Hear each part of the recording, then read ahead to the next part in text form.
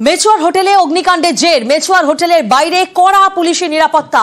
আজ ফের হোটেল পরিদর্শনে যাওয়ার কথা সেটের। ফরেন্সিকের সবুজ সংকেত পেলে সরেজমিনে কেএমসির আধিকারিকরা। ধীরে ধীরে স্বাভাবিক হচ্ছে মেচুয়ার ফলপট্টি। আতঙ্ক কাটিয়ে মেচুয়ায় খুলেছে দোকান।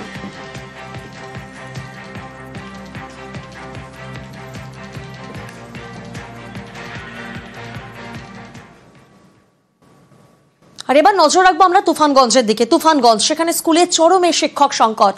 প্রধান শিক্ষককেই নিতে হচ্ছে 5টি ক্লাস। দ্বিতীয় খণ্ড বাঁশরাজার প্রাইমারি স্কুলের এই ঘটনা, যেখানে রয়েছেন শুধুই প্রধান শিক্ষক, আর প্রধান শিক্ষককেই নিতে হচ্ছে 5টি ক্লাস। কি বলছেন প্রধান শিক্ষক, শোনা যাক একবার। বিদ্যালয়ে এখন পর্যন্ত 40 জন ছাত্র, আর আমি একা শিক্ষক। একা পক্ষে স্কুল চালানো খুবই কষ্টকর। একটা শ্রেণীতে বসে সমস্ত ক্লাসের ছাত্রছাত্রীদের নিয়ে ক্লাস চালাচ্ছি। কোনো কারণে যদি বন্ধ হয়ে যায়, মানে আমার শরীর অসুস্থ হয়ে পড়ে, তাহলে এখন স্কুল বন্ধ থাকবে।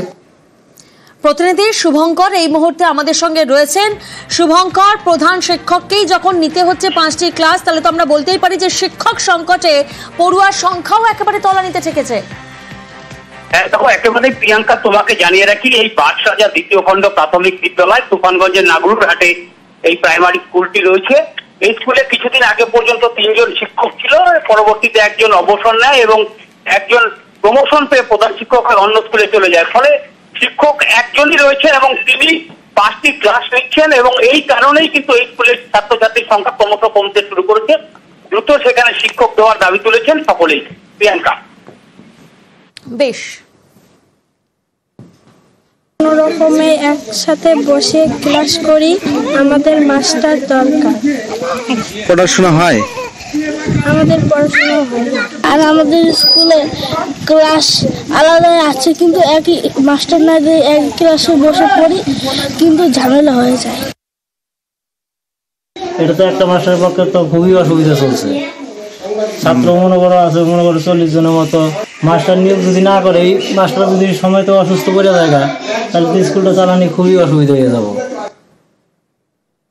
আর এবার একটা ছবি দেখাই আপনাদেরকে। রাতের আকাশে দেখুন বিন্দু বিন্দু আলোর শাড়ি সরল রেখায় রয়েছে। একবার নজর দিয়ে দেখুন আকাশে বিন্দু বিন্দু এই আলোর শাড়িটা আসলে কি?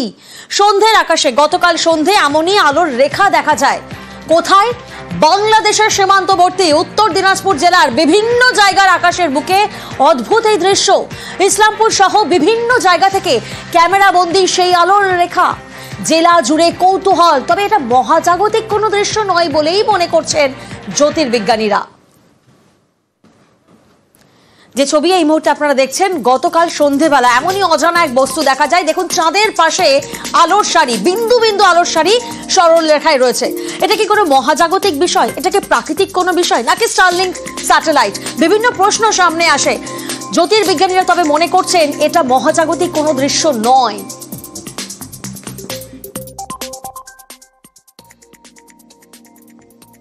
এটা দেখে কোনো মহাজাগতিক দৃশ্য বলে মনে হচ্ছে না। এটা দেখে কিছু আন্দাজ করা যাচ্ছে না। মহাজাগতিক যে কোনো ঘটনা নয় সেটা বলা যেতে পারে, কিন্তু এর বাইরে বলা খুব মুশকিল।